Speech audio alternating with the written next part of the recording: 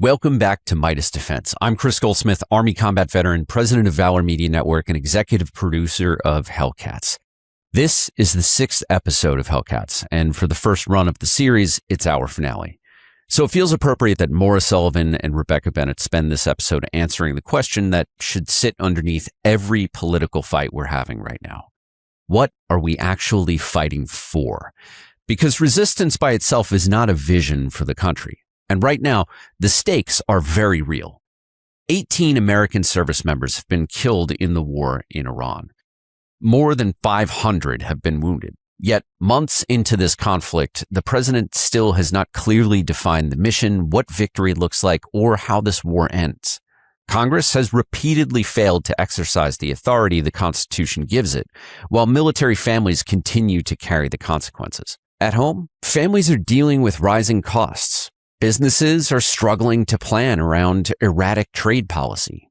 Young people are increasingly wondering whether they'll be able to afford a home, raise a family, or build the kind of life their parents were promised. Those failures matter, but this episode is not about the failures. It's about what comes next. What would America look like if we actually governed around the lives people want to build? Paid family leave, affordable housing, education, and healthcare. Infrastructure worthy of the richest country in the world. A nation capable of out-innovating our competitors instead of being paralyzed by bureaucracy. A political system that answers to voters instead of gerrymandered districts and unlimited money. And a renewed culture of service where more Americans see themselves as responsible for something larger than themselves. Maura and Rebecca also come back to something that is run through every episode of this series: leadership. The best leaders make every person on the team understand that they matter. They don't ask somebody else to do work they consider beneath them. They lead by example. And ultimately, that's true of citizenship too. None of the future we want is guaranteed. We have to build it together. Here are Marine Corps veteran Maura Sullivan and Navy veteran Rebecca Bennett with episode 6 of Hellcats.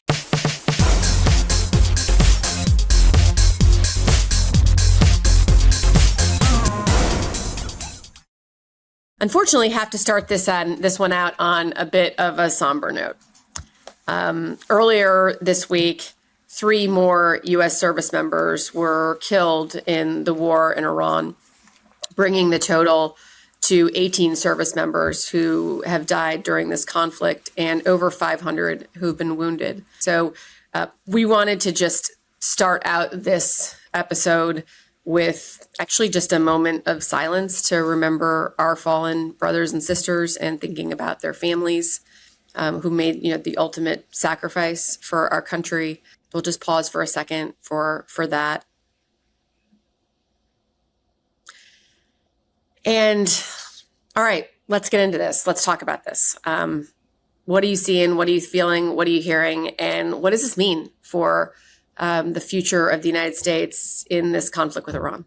I don't know about you. Every time I hear about a service member that dies, it feels like they're part of our military family. And so it just always feels really personal to me. And I just think about their families that they left behind and their loved ones. And so my heart just really goes out to those 18 Gold Star families that are grieving and are never going to get their family member back. And, I think ultimately that's the thing that makes me just so angry about this, is the fact that at the end of the day, that is what our elected officials should be thinking about if we're going to go put service members in harm's way. Is, are you willing to look those service members' families in the eye and say that the loss of your loved one was worth it? And if not, then we should not be putting service members in harm's way. And so ultimately, that's what makes me so angry about this, is just how cavalier this administration has been about this war, and the fact that, there still is no exit strategy. There still is no plan to get through this. And, we're seeing this escalation across the region. And so, to me, it just makes me really sad and really angry. And I think that, I know we're going to kind of get into the NDAA stuff too, but it's about, this is the role of Congress, is to make sure we're holding the executive branch accountable, because we didn't want to have a king that could just declare war without having congressional oversight. And so I just think this is another example of how Congress is completely abdicating its responsibility. And they're not giving a clear rationalization for why they are choosing to continue to allow this to happen without any sort of end timeline or what the objectives are going to be. So, I am grateful for leaders that are stepping up and pushing back on this, but, it was largely driven by those Democrats in the House and certainly not the Republican Party. Our president has imposed a new tariff regime. And as somebody who lives in a border state, many people don't think of New Hampshire as a border state, but we border Canada.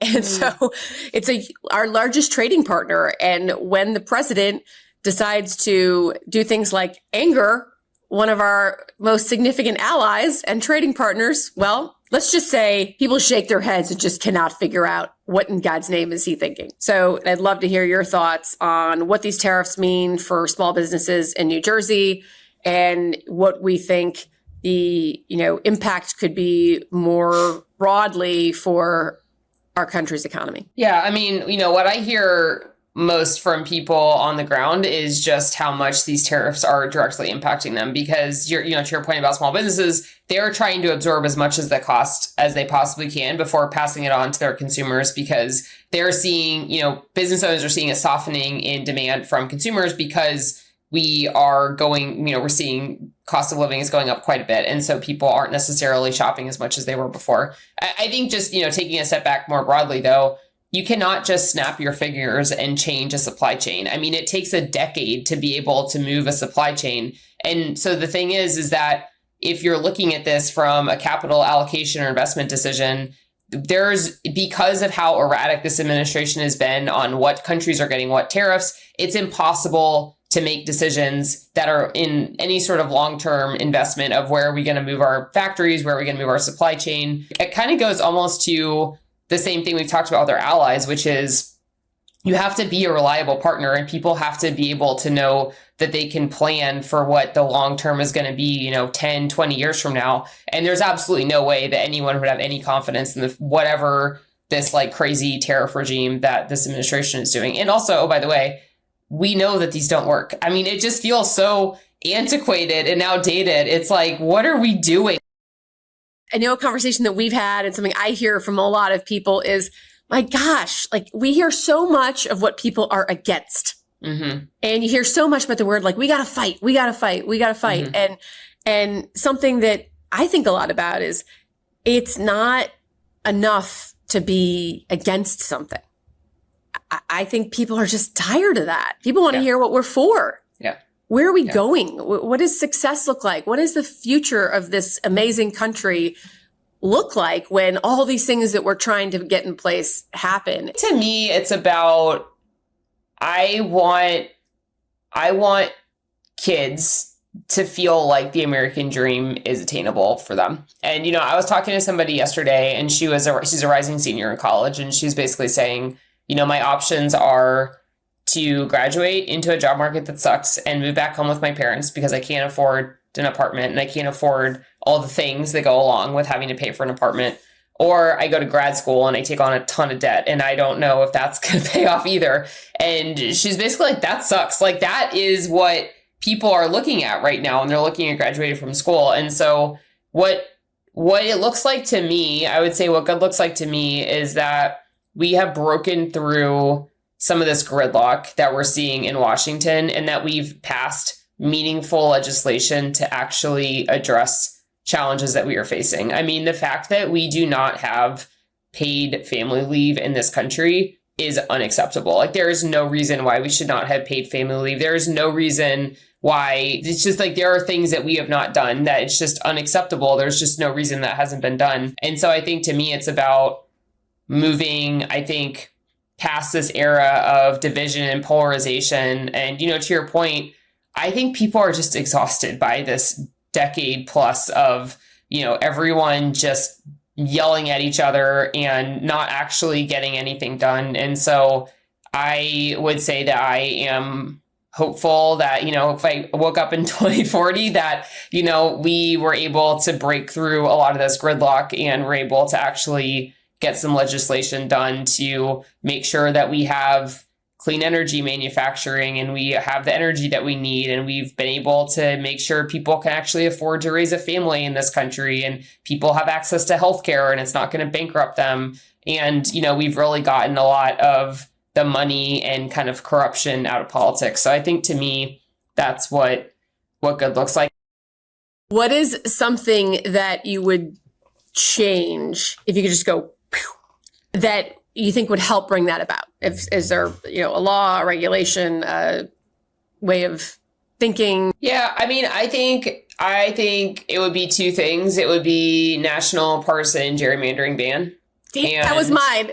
Yeah. And Citizens United, it's like getting money out of politics. I think if we had people that were in districts that were not drawn to make sure they were going to be able to stay in their seats forever, and also we got money out of politics, I think we would be able to get a lot of this stuff done, because it's just common sense. I know we talked about this a few weeks ago, but like there's basic common sense gun control things that there's like 80% support for across the country. And like, we haven't gotten it done. And why? And I think a lot of it is because of partisan gerrymandering and money in politics. I think if you fix those two things, I think it'll fix a lot of this.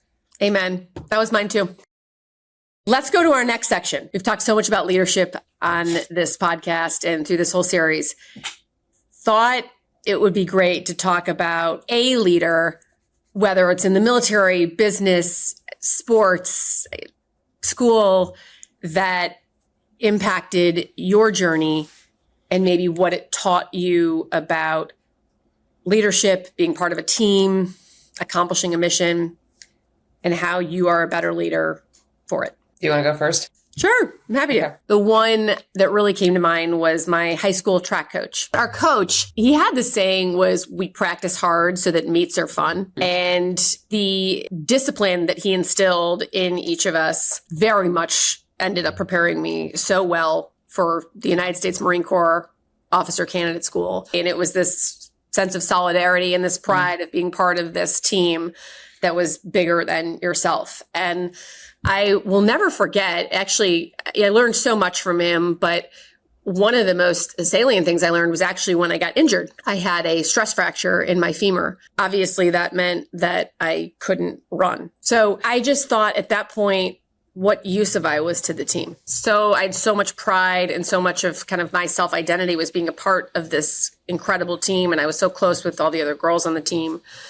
And my coach did something I'll never forget. He said, well, practice tomorrow's at 3:30. And I didn't know that he still wanted me to show up. And he did. And he gave me stuff to do and gave me responsibilities. But I was at every single practice, every single day, and went to every single meet. And he gave me something to do to feel useful. And I'll never forget when, after one of the really, really big meets, huge, we came from behind and won. And we got on the bus and he was handing out the medals, and I just was sort of, sitting there, and then he called me up in front of everyone, and he's, and I was like, well, why are you calling me? I didn't run in the meet. And he put a medal around my neck, and I started to cry because I didn't think like I deserved that medal or earned the medal. And he said something in front of the entire team that I'll never forget. And he said, you're part of this team, and we win together, we lose together. And every member of this team is just as important as everybody else. And all my teammates, all the girls, all just like burst into applause. And I like how many years ago was that? And I still tear up thinking about it, because, what it taught me was, my God, I mean, how to make somebody that every single person on a team is so valuable and so important, and how to make somebody feel. And, that story about, President Kennedy walking through NASA and going and, talking to the janitor, and the janitor, and he asked what he was doing. And he said, I'm working to put a man on the moon. Yeah. And that kind of leadership is what I think makes that, so incredibly possible. That was episode 6 of Hellcats. Maura and Rebecca end this first run of the series with the right challenge. Don't wait for someone else to build the country you want to live in. Find something you care about. Join an organization. Help a neighbor. Volunteer. Organize. Serve. Bring someone with you. None of the future is guaranteed.